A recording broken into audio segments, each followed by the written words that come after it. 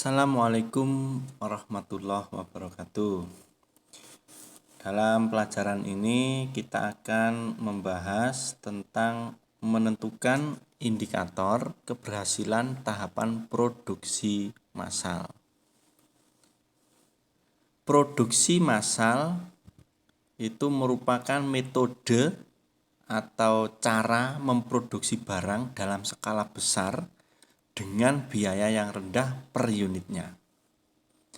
Jadi barang yang kita produksi secara massal ini adalah barang-barang yang banyak dibutuhkan oleh masyarakat. Misalnya produksi makanan, mie atau produksi minuman ya, atau mobil dan lain-lain. Itu yang kita produksi barangnya itu adalah barang-barang yang banyak dibutuhkan oleh masyarakat.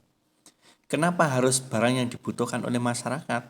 Karena kalau barang tersebut itu tidak dibutuhkan secara banyak oleh masyarakat, kemudian kita produksi massal, tentunya kita akan merugi. Barang kita banyak tetapi yang laku sedikit. Karena itu untuk produksi massal itu yang diproduksi adalah barang-barang yang sekiranya dibutuhkan banyak oleh masyarakat. Jadi kita harus pandai-pandai barang apa kira-kira yang dibutuhkan oleh masyarakat. Nah, itu ya untuk produksi massal. Tahapan produksi massal. Sebelum kita melaksanakan produksi massal ada beberapa tahapan yang perlu kita laksanakan. Yang pertama itu adalah perencanaan.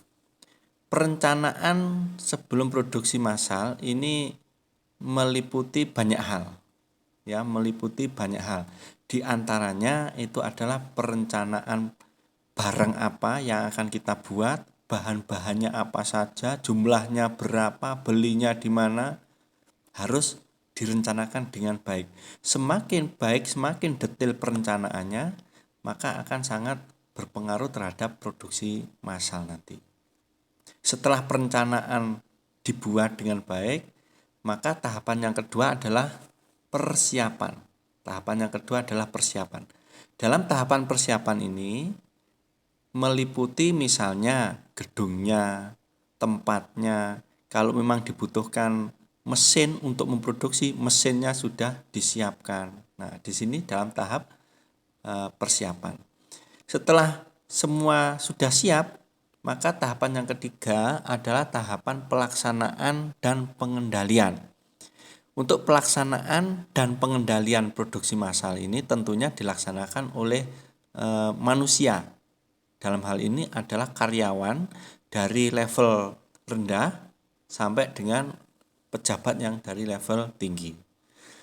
Dilaksanakan. Dalam pelaksanaannya harus sesuai dengan perencanaan. Ya, dalam pelaksanaan harus sesuai dengan perencanaan. Tetapi biasanya di dalam pelaksanaannya kalau ada yang tidak sesuai dengan perencanaan, maka dibutuhkanlah pengendalian. Di sini juga fungsi badan pengendali ya atau bagian pengendali ini fungsinya adalah agar si pelaksana ini, karyawan anggap aja seperti itu, biar melaksanakan sesuai dengan perencanaan. Itu kalau memang dibutuhkan.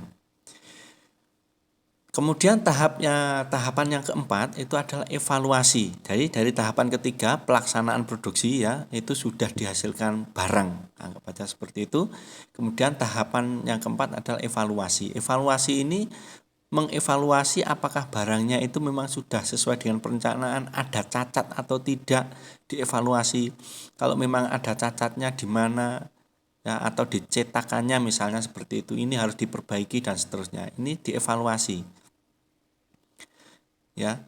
Kemudian juga adanya pengembangan. Ini biasanya berhubungan dengan pasaran. Kenapa kok di pasaran mungkin berkurang hasil penjualnya berkurang? Ini mungkin sudah kurang diminati oleh masyarakat, makanya dilakukan pengembangan produk. Biasanya yang sering kita lihat misalnya adalah produk sepeda motor. Mesinnya sama tapi bodinya dikembangkan dengan model yang lebih baru. Ini misalnya satu contoh seperti itu. Nah, ini tahapan produksi massal ada 4. Untuk keberhasilan usaha itu ditentukan oleh 3 hal. Yang pertama adalah rencana. Kalau rencananya semakin bagus, maka usaha keberhasilannya semakin tinggi. Yang kedua, proses pelaksanaannya. Kalau proses pelaksanaannya sudah sesuai dengan rencana, ya, ya, keberhasilan usaha juga semakin tinggi. Kemudian hasil yang dicapai ini hasil produk.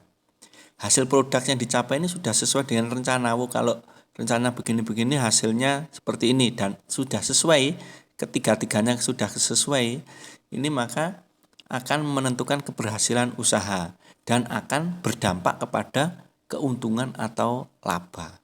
Nah, ini keberhasilan usaha seperti itu. Kemudian indikator keberhasilan usaha menurut Suryana ditentukan oleh yang pertama adalah modal. Kalau kita usaha tidak ada modal, maka akan sulit untuk mencapai keberhasilan seperti itu. Kemudian pendapatan, semakin besar pendapatan perusahaan, anggap aja seperti itu, maka bisa dikatakan bahwa perusahaan itu adalah berhasil. Pendapatan berarti uang masuk. Kemudian volume penjualan itu banyaknya penjualan. Semakin banyak penjualan bisa juga dikatakan berhasil. Kemudian output produksi ini adalah hasil produksinya. Kalau output produksinya ini banyak, bagus, ya, maka bisa dikatakan juga berhasil. Kemudian yang kelima adalah tenaga kerja. Kalau tenaga kerja ini terampil, ya, sesuai dengan keahliannya, maka dia akan menghasilkan output atau produk output produksi yang bagus. Output produksi yang bagus akan memicu jumlah penjualan yang besar. Jumlah penjualan yang besar akan memicu pendapatan yang semakin tinggi. Nah, ini adalah indikator keberhasilan usaha menurut Bapak Suryana. Tugas seperti ini, tuliskan indikator keberhasilan usaha menurut pendapat kalian. Kirim ke email ediwidodo@gmail.com atau ke WA saya. Selamat mengerjakan. Mohon maaf. Assalamualaikum warahmatullahi wabarakatuh.